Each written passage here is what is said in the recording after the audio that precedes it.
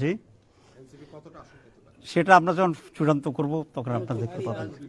দ্বৈত নাগরিকতার বিষয়ে জিজ্ঞেস করছে, কুড়িগ্রামের ডিসির সাথে আমার কথা হয়েছিল, সালেহ সাহেবের সাথে কথা হয়েছিল। সেইখানে বলা হচ্ছে যে ডিসি মহোদয় আমাকে যেটা বললেন যে উনি দ্বৈত নাগরিক হলে প্রার্থী হতে পারবে না, শ্রেষ্ঠ 2 অনুচ্ছেদে তো বলা আছে স্পষ্ট করে।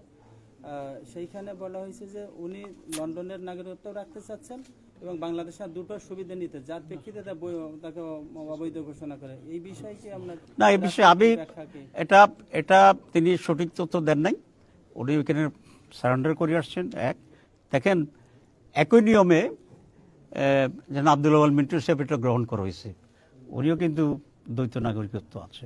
মোফাজ্জল হোসেন কায়কোবাদ, ওনারও নাগরিকত্ব আছে। আমি ওনাকে একটা কাগজও দিয়ে আসছি, উনি তুরস্কেরও নাগরিক সেখানে আছেন। এখানে একটা স্ট্যান্ডার্ড তো হইতে হবে, এটাই হচ্ছে আমার কথা। যাদেরকে অ্যাকসেপ্ট করা হয়েছে তাহলে কিসের ভিত্তিতে, যাদেরকে রিজেক্ট করা হয়েছে কিসের ভিত্তিতে। তো আইন এখানে খুব স্পষ্ট, এখানে বৈষম্যটার কথা বলছি।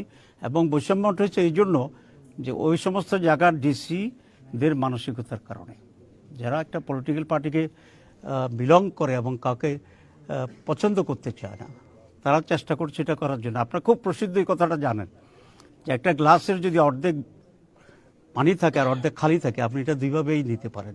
যে গ্লাসটা অর্ধেক খালি, এটা সঠিক কথা। গ্লাসটি অর্ধেক ভর্তি, সঠিক কথা।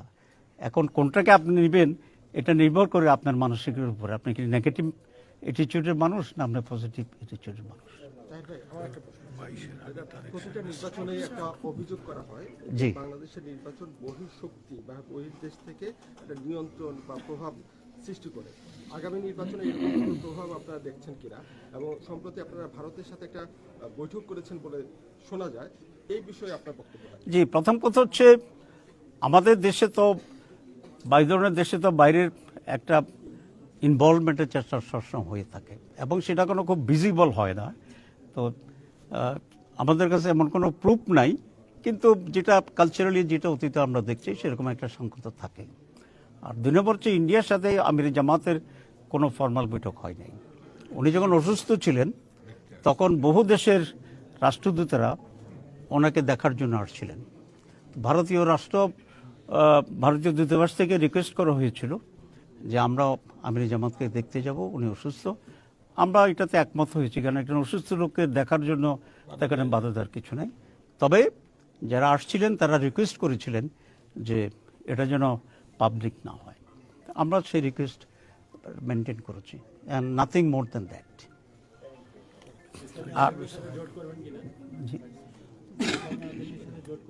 জি, আমরা তো সকলে এখনো সমঝোতার ভিতরে আছি, আমরা আলোচনা করছি। আমরা ইনশাল্লাহ জি প্রয়োজনে, সেই প্রয়োজনটা এখনো হয় নাই। আমরা এখনো আস্থা রাখতে চাচ্ছি, যেহেতু আমরা নির্বাচন প্রসেসে আছি। আমরা কথা বলেছি যে আরপিও যারা ভায়োলেট করবে, যেমন কোনো নেতৃবৃন্দের সফরের নিউজ আমরা পাচ্ছি, তো সেখানে 19-21 তারিখের আগে তো ওইভাবে রাজনৈতিক সফর বা নিজের মার্কা নিয়ে সফর করার কোনো সুযোগ নাই। আমরা সব ব্যাপারেও দৃষ্টি আকর্ষণ করেছি। আমরা দেখি ইলেকশন কমিশন কি করে বা ওনারাই বা কি করে, লেট আস সি।